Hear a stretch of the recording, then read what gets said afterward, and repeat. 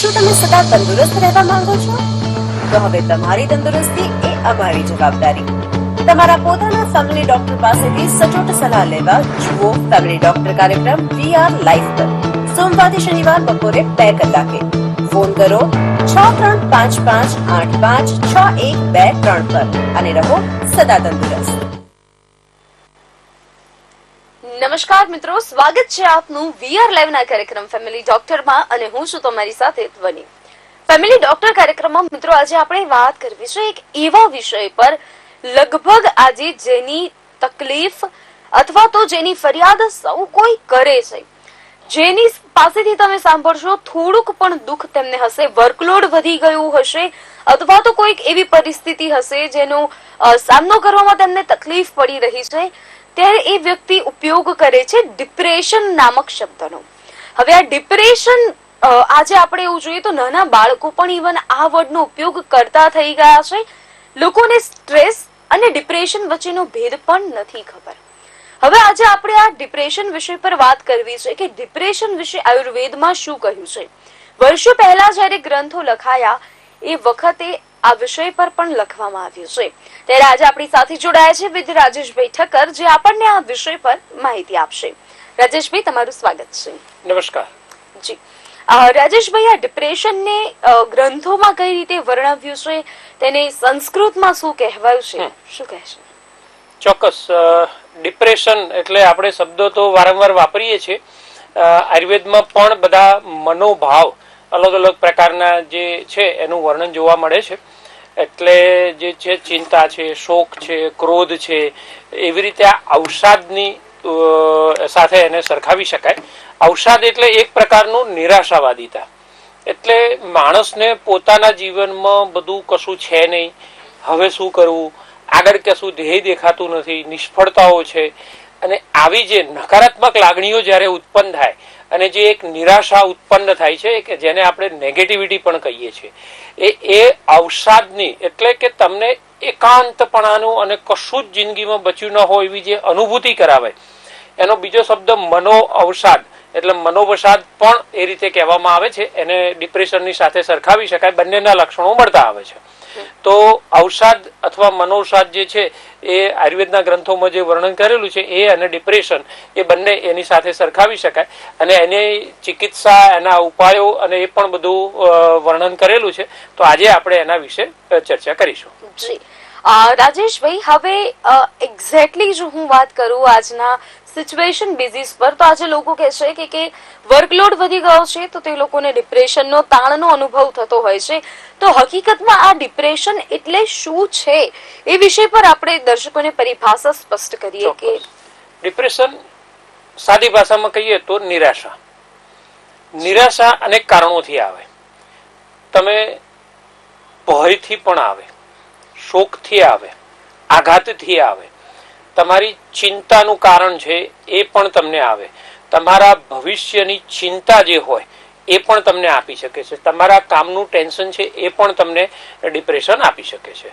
તો આવા બધા, ધારો કે આપણે પહેલી વાત કરીએ ભયની, તો તમે કોઈ એવી જગ્યાએ છો કે તમે ધારો કે એક સંસ્થામાં કામ કરો છો અથવા બીજે ક્યાંય જઈ રહ્યા છો, તમારે એક્સિડન્ટ થાય છે, તમે કોઈ સંસ્થામાં છો, પણ તમે નબળા છો અને તમારાથી વધારે તાકાતવાન કોઈ વ્યક્તિ છે કે જે તમને હેરાન કરે છે, ખોટી રીતે હેરાન કરે છે, તમારી લાયકાત હોવા છતાં તમને એ વસ્તુ પ્રાપ્ત નથી થવા દેતું, તો એ જે છે ભયગ્રસ્ત અવસ્થા જે છે, અથવા ભવિષ્યનો કોઈ ભય છે કોઈ પણ વસ્તુનો, કે કેરિયરને લગતો બીજો કોઈ પણ, કે એવી રીતે કે તમારા ભવિષ્યનું આર્થિક જે છે કે આવું થશે તો શું થશે, તો એ જે છે એ ભય જે છે ને એ નિરાશાનું કારણ બને, ડિપ્રેશન આપે, ડીપ ડિપ્રેશન આપે.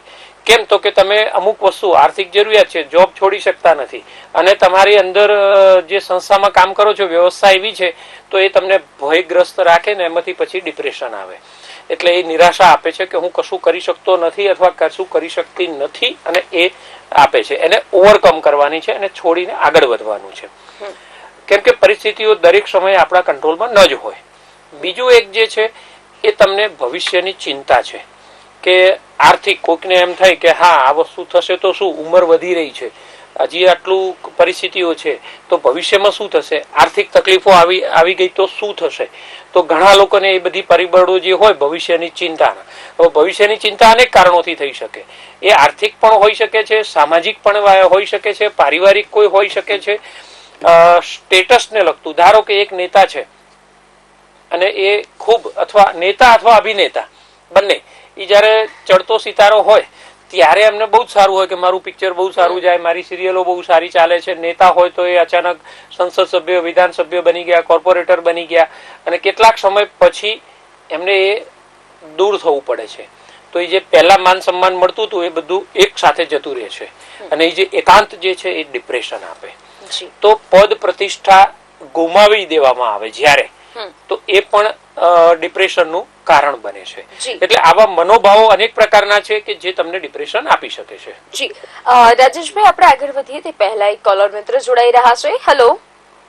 હેલો. હાજી નમસ્કાર, આપનું નામ જણાવશો ને ક્યાંથી વાત કરો છો? હા, હું વડપણથી સોમનાજી બોલું. હાજી બોલો. મારા હા બોલો ભાઈ. મારા પ્રશ્ન છે. હેલો. હા હા બોલો. બોલો, તમારા પ્રશ્નની રજૂઆત કરો. મારા દ્રષ્ટિના કેડી વહામાં દુખાવો થાય. અચ્છા, તમને પાછળ પીઠમાં દુખાવો થાય છે? હા. કેટલા સમયથી? કાલથી થાય. કેટલા સમયથી? કાલથી.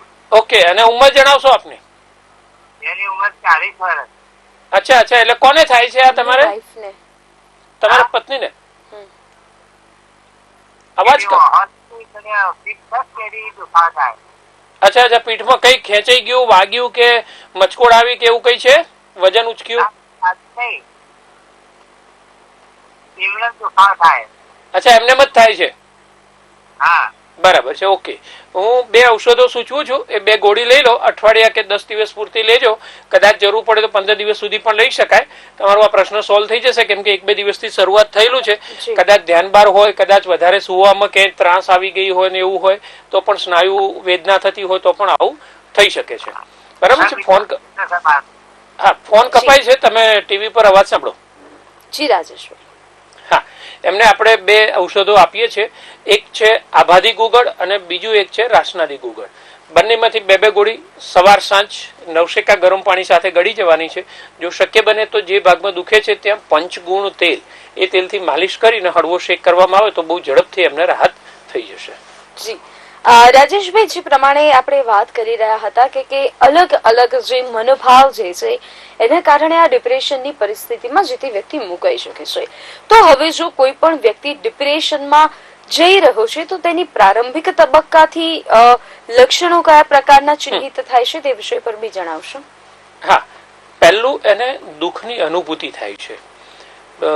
એ પોતાને એવું થઈ જાય છે કે અચાનક, આપણે જેમ મેં વાત કરી કે કોઈ પદ અને પ્રતિષ્ઠા ગુમાવી દીધું, બરાબર છે, અને અચાનક જ નીચે કોઈ અધિકારી છે અને ઉપરથી નીચેના દરજ્જા પર એમનું ડિમોલિશન થાય છે. બીજું, આપણે સમાજમાં કોઈ રહેતા હોય, કોઈ સંસ્થામાં કામ કરતા હોય તો અચાનક પદ ભ્રષ્ટ થવાનું, એ બહુ જ ડીપ નિરાશા આપી દે છે.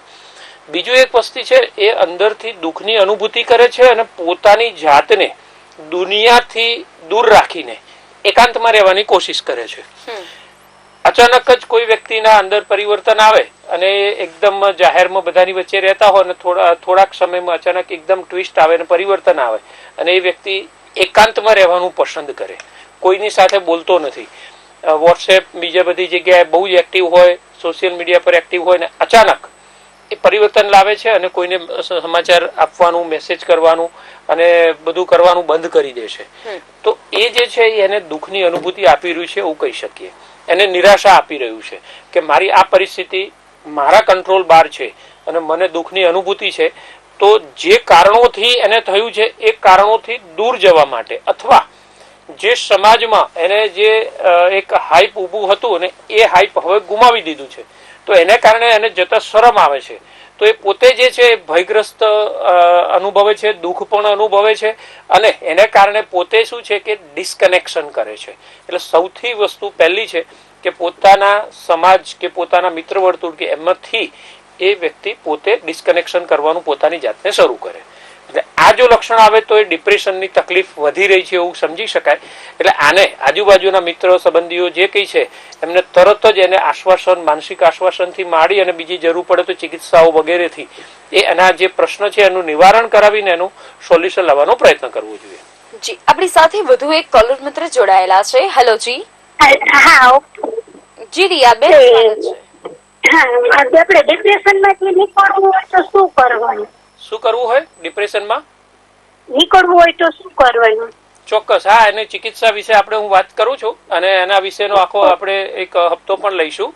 અત્યારે એના કારણો અને એના લક્ષણો ને બધા વિશે આપણે ચર્ચા કરી રહ્યા છીએ.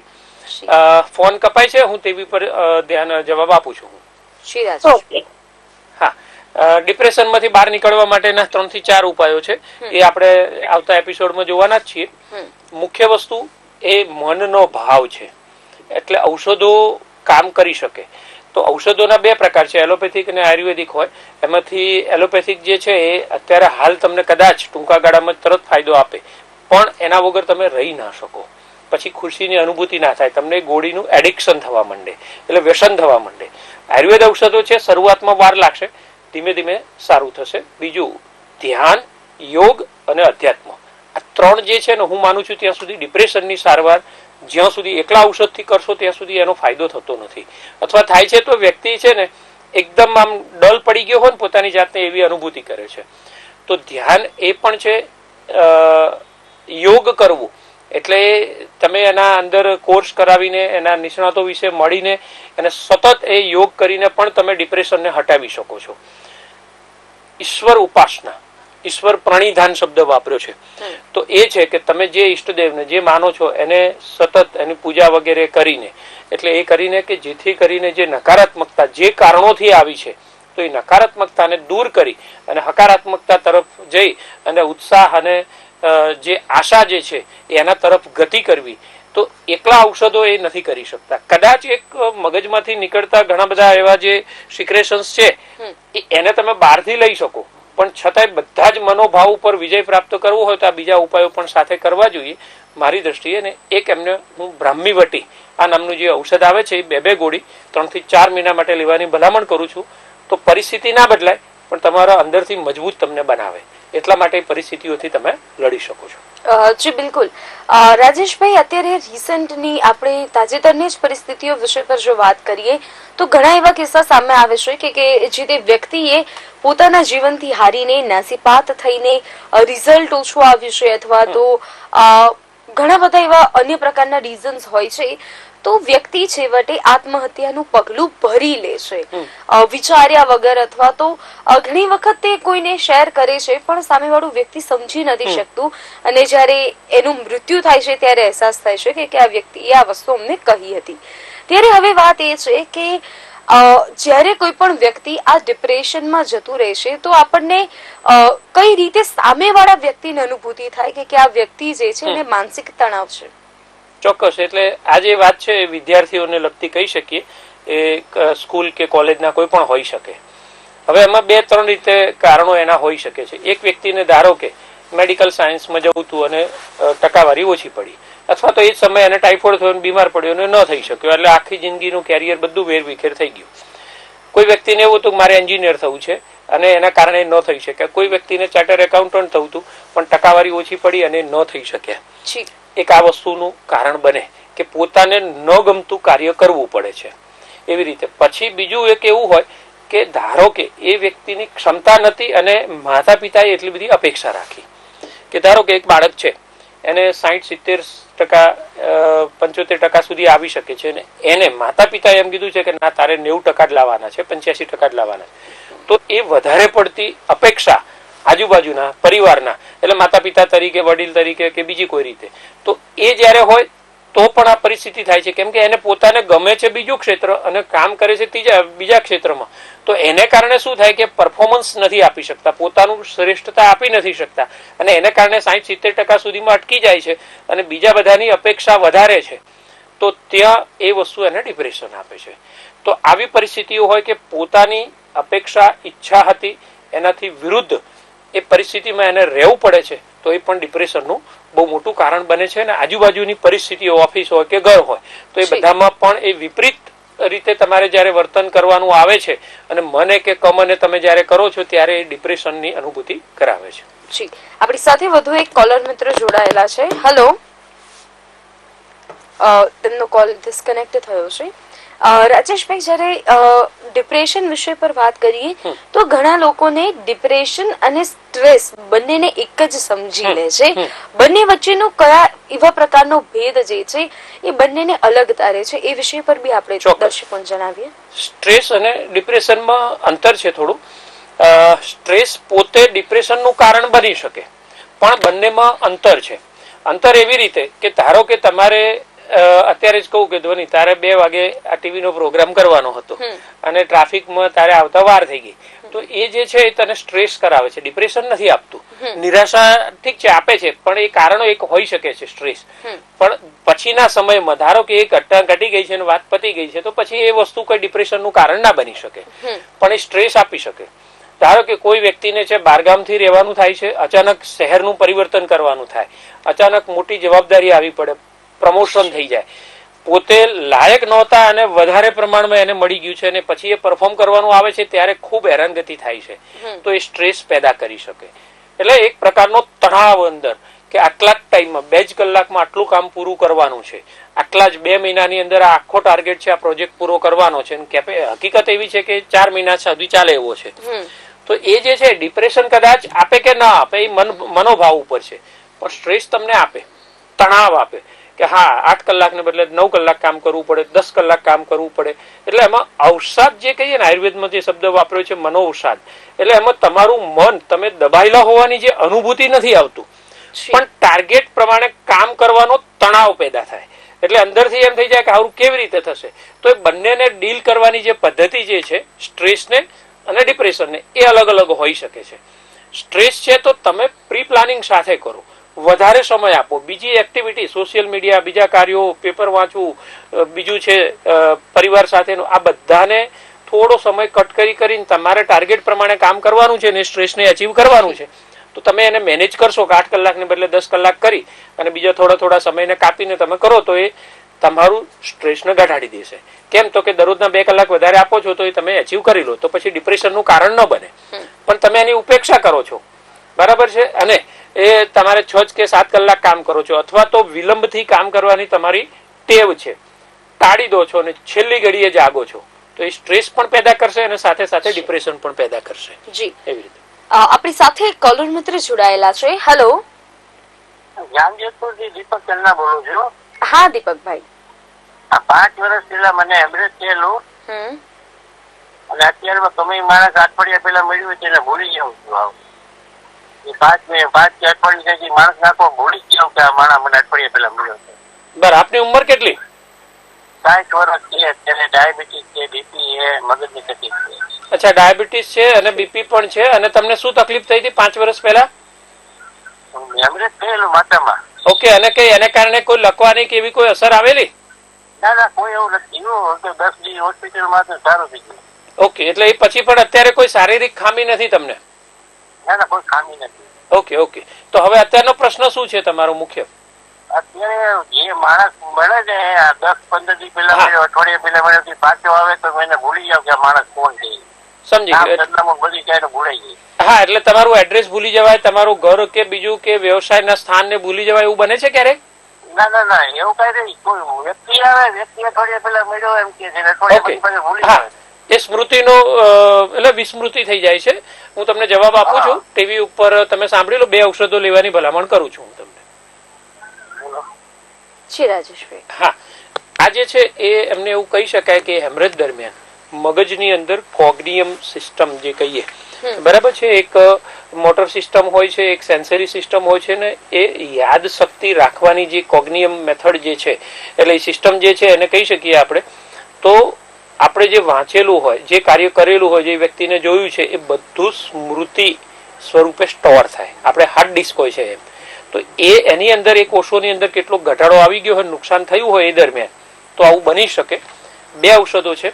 સારસ્વતારિષ્ટ વિથ ગોલ્ડ આવે છે, એટલે સુવર્ણ યુક્ત સારસ્વતારિષ્ટ. એ 1 ચમચી બપોરે અને રાત્રે જમ્યા પછી જેટલી દવા છે એટલા જ પાણી સાથે એમને લેવાની ભલામણ કરીએ છીએ. અને બીજું એક છે શંખપુષ્પી. તો શંખપુષ્પી જે છે એનું ચૂર્ણ સ્વરૂપ આવે છે, એની ટેબ્લેટ પણ મળી શકે છે, અને સિરપ લેવું હોય તો સિરપ પણ લઈ શકાય છે. તો શંખપુષ્પીને એ મગજના યાદ શક્તિના વધારના સાથે રિલેટેડ જે કોષો છે એને વધારવા માટે સૌથી ઉત્તમ કીધી છે. તો શંખપુષ્પીનું ચૂર્ણ 1 ચમચી સવાર સાંજ દૂધ સાથે લેવાની ભલામણ કરી.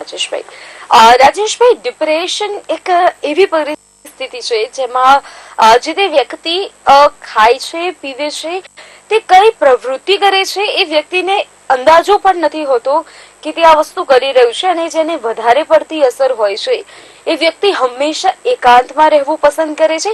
તો ઘણા વ્યક્તિ જે છે એ ખૂબ રુદન કર્યા કરે છે, એવી પરિસ્થિતિ થાય છે. તો આવા સંજોગોમાં જે વ્યક્તિ ડિપ્રેશનમાં છે અને આપણને નિહાળી રહ્યું છે અને આવી પરિસ્થિતિનો સામનો કરી રહ્યું છે, તો ખાસ કરીને એ લોકો જ્યારે મોબાઈલ સ્ક્રોલ કરે છે તો કહેવાય છે કે આપણા માઇન્ડમાં એવા જે છે કે તમે દુઃખની અનુભૂતિ કરો છો તો સામે તમને કોઈ દુઃખની અનુભૂતિ વાત શેર કરશે તો તમને એવું થશે કે આની સાથે બી મારા જેવી જ સિચ્યુએશન થઈ રહી છે. તો એ વિષય પર આપ શું કહેશો? એ આપણને ખુશીની વાત કરશે તો આપણે થોડા ટાઈમ માટે થોડું સારું પણ અનુભવીશું, તો શું કહેશો? ચોક્કસ. એટલે મૂળ વસ્તુ એ છે કે ડિપ્રેશન જેમ જેમ આગળ વધે અને અનટ્રીટેડ એટલે કે અચિકિત્સ્ય રહે તો પછી એની તકલીફને ઉગ્રતા વધતી જતી હોય અને કારણો દૂર ન થાય. ધારો કે શોર્ટ ટાઈમનું ડિપ્રેશન પણ હોય અને એ કારણ દૂર થઈ ગયું તો વ્યક્તિ ડિપ્રેશનમાંથી બહાર આવી જાય. પણ લાંબા ગાળાના વર્ષો સુધીનું, ધારો કે કોઈ એક વ્યક્તિને કોર્ટનો કેસ ચાલે છે, કોઈ વ્યક્તિને આર્થિક રીતે આખો બિઝનેસ પડી ભાગ્યો છે અને અચાનક કંઈક વાવાઝોડું આવીને હમણાં એક વ્યક્તિને આવ્યા હતા પેશન્ટ તરીકે, તો એમની જ વાત કરું તો એ કેવું થાય કે એક નવી પેલા ઉપર જ આવેલા થોડા વર્ષો પહેલા જયારે એમને વાવાઝોડું આવેલું કચ્છમાં, એક નવી ફેક્ટરી નાખી હતી ને એ જ સમયે વાવાઝોડું આવ્યું. હજી તો બેંકનો પહેલો હપ્તો 85 લાખની કેવી લોન લીધેલી અને પહેલો હપ્તો ભરાય એ પહેલા જ એ ફેક્ટરીને નુકસાન થયું. એટલે ઉત્પાદન પણ ન થયું, કમાયા નથી અને એ બધું થઈ ગયું. અને એ જ દરમિયાન એમને જે વીમો લેવાનો હતો વીમો નહોતા લઈ શક્યા અને એ સમય વીતી ગયો હતો. એટલે એને કારણે શું થયું કે 85 લાખનું દેવું થઈ ગયું. તો એ લાંબા ગાળાનું છે. તો એ વ્યક્તિ પૂરેપૂરા ડિપ્રેશનમાં આવી ગયા હતા કે મારી આટલી બધી મહેનત હતી અને આટલું બધું કર્યું હતું મેં, છતાં પણ હું કેમ નહીં. તો એ 10-12 વર્ષ સુધી એ ડિપ્રેશનમાં રહ્યા હતા. ત્યારે મારી પાસે આવ્યા હતા અને પછી અમે ચિકિત્સા કરી, વારંવાર કાઉન્સેલિંગ કરવું પડે અને ઔષધો પણ આપવા પડે. તો અહીંયા મનોબળને મજબૂત બનાવવાનું છે, મનને સત્વ વધારવાનું છે. મનના 3 ગુણો છે. જેમ આયુર્વેદ એવું કહે છે જે શરીર છે એના માટે વાયુ, પિત્ત અને કફ બગડે, તો એવી રીતે સત્વ, રજસ અને તમસ એ 3 મનના ભાવો છે. એ જે છે ઇમ્બેલેન્સ થાય છે, તમ વધી જાય છે, રજ વધી જાય છે અથવા તો સત્વ ઘટી જાય છે. તો એ સમયે આવી બધી તકલીફો થાય છે કે આ પરિસ્થિતિ આવી છે તો એનો સામનો કેવી રીતે કરવાનો. તો આયુર્વેદમાં સત્વને વધારવાની અનેક ઔષધિઓ પણ લખેલી છે, સાથે સાથે એના ઉપાયો પણ બીજા અધ્યાત્મ વગેરેના પણ ઉપાયો લખેલા છે. તો અહીંયા છે ને મહત્વની વસ્તુ કે એકાંતમાં એને રડવું આવવું, એ જાહેર સમાજથી સંપર્ક કાપી નાખવો અને જે પોતાના જીવનમાં અણધારેલી પરિસ્થિતિ આવી ગઈ છે એનો સામનો કેવી રીતે કરવો, તો એ બહુ જરૂરી છે. પહેલી વાત કે સંપર્ક કાપો નહીં. તમને એવું થાય છે કે થોડોક સમય સંપર્ક કાપવો છે તો કાપો, કશો વાંધો નથી, પણ પૂરેપૂરો સંપર્ક કાપશો તો તમારા મિત્રો, પરિવાર, સંબંધીઓ, બીજા બધાની સાથે તો તમે આગળ વધશો. ડિપ્રેશનને એને ઓવરકમ નહીં કરી શકો. તો મહત્વની વસ્તુ એ છે કે સંપર્કમાં રહેતા રહેવાનું છે. કેમ કે તમે જયારે જોશો તેઓ અચાનક, અને માઇન્ડ હિલિંગ પોતે જ, બોડી અને માઇન્ડ બંને પોતાની રીતે હીલ કરવાનું કુદરતે શક્તિઓ આપેલી છે. તમે જયારે બહાર નીકળો છો ને ત્યારે જુઓ છો કે હા એક વ્યક્તિ છે અને એ અત્યારે હાલ વ્હીલચેરમાં જઈ રહી છે અને ધારો કે કોઈ તકલીફમાં છે, અકસ્માત થયો તો એને લખવો પડી ગયો, તો તમને એમ થાય છે કે મને તો ખાલી મારી આ 2 આંગળીઓ જ તૂટી હતી ને મને ફ્રેક્ચર જ થયું, આ વ્યક્તિએ તો જો અકસ્માતમાં કેટલું બધું થયું. તરત તમને બહાર નીકળવા માટેનું પોઝિટિવ કારણ મળી રહેશે. એટલે સંપર્કમાં રહેવું જોઈએ. ડિસ્કનેક્શન કરવાથી, સંપર્ક કાપી નાખવાથી ડિપ્રેશન બહુ જ આગળ વધે છે. એટલા માટે હંમેશા પોતાનો જે વ્યવસાય છે કે એ સક્રિયતા હંમેશા રાખવી જોઈએ. એ ડિપ્રેશનને કાઢવાનું બહુ મોટું એક કારણ આપણને મળી શકે. જી, આપણી સાથે વધુ એક કોલર જોડાયા છે. હેલો ધનીબેન, નમસ્કાર. ચૌધરી રમેશભાઈ. જી નમસ્કાર. આજે તો રાજેશ સરનો ખૂબ ખૂબ હૃદયપૂર્વક આભાર માનું કે એટલી બધી સરસ માહિતી આપી છે અને ખરેખર જે ડિપ્રેશનમાં રહેતા હોય તો લોકો આ જુએ ને તો એમને 100% કલ્યાણ થાય એવી માહિતી પૂરી આલી છે. પણ સાહેબને એક જ પ્રશ્ન એમ પૂછું છું કે ઘણા લોકો ટૂંકમાં કરોડપતિ થવાનો સપનો જીવે છે એ પણ ઓના કદાચ બનતા જશે, બરોબર કે શિકારી બનતા જશે, એટલે એના થોડી માહિતી આપો તો સારી. ટૂંક સમયમાં કરોડપતિ થવાનું. ચોક્કસ ચોક્કસ. જી, ટીવી માં જાણી શકો છો. Thank you. હા, એમનો ખૂબ ખૂબ આભાર.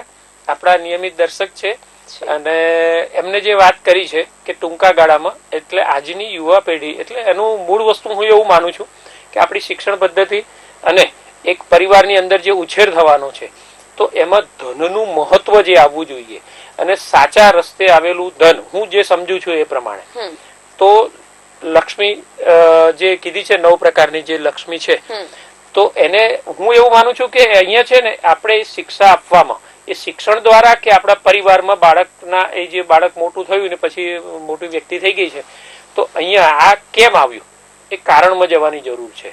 કેમ કે એ થશે ને તો શું થાય, સપના જોવા ખરાબ વાત નથી, શક્તિવાન બનવું, ધનવાન બનવું એમાં કશું જ ખોટું નથી. આપણા શાસ્ત્રો પણ કહે છે કે શક્તિનો સંચય કરો, ધનનો સંચય કરો, વ્યાપારનો વિસ્તાર કરો, એમાં કશું જ ખોટું નથી. પણ માર્ગ અયોગ્ય પસંદ કરશો તો એક દશકા માટે એ આવશે અને પછી જયારે ધ્વસ્ત થશે ને ઇમારત, ત્યારે એ ડિપ્રેશન આપી જશે.